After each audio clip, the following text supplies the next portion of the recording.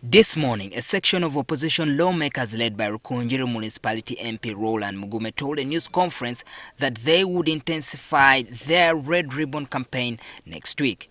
We are declaring next week as Togikwatako week for all Ugandans. This time, we don't want to say this is for FDC, for NRM, for UPC, for DP. It is for all Ugandans. This news stance comes barely a week after the Legal and Parliamentary Affairs Committee met the President to seek his views on the contentious Constitution Amendment Bill. However, the opposition have now sounded a clarion call to citizens to reject the bill, which seeks to amend the age limit provision currently capped at 75 years in the Constitution.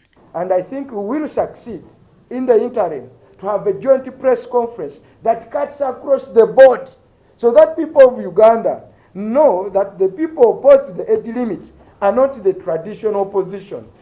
No, there will be a press conference sometime to come with all members of NRM, of all members who are saying no, are saying Togikwatako. However, the government spokesperson Ofwono Opondo told NTV that if the group is civil in its conduct, it shall be accommodated. Even if people wear red ribbons across the country, but they remain peaceful, they are not obstructive, they are not destructive, they are not obstructing others from going about their daily chores from which they earn, government would have no problems with them. Opondo also said it's not the first time the opposition have issued such threats, which have not attracted a groundswell of resentment. They made similar threats that they would go to the gym. They did not succeed. I think they are now being stung by their failure to physically prevent Honorable Raphael Majezi from presenting his motion. Sometimes they need to agree with the laws that they themselves make.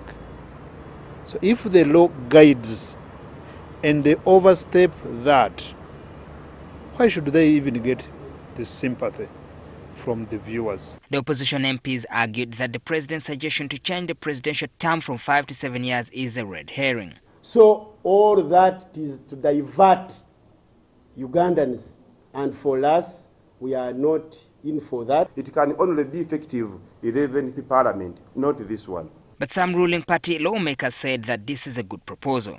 We need to set time appropriate enough for members or leaders at all levels to fulfill their objectives. For example, now we are in the second year. Whatever we planned to work for these people while we were looking for votes, we have not done anything, and they are watching us. We need time. Even the president himself needs time to fulfill what Ugandans were promised. It is expected that the Legal and Parliamentary Affairs Committee next week shall table its report in the House plenary for a full debate. More research all in TV at Parliament.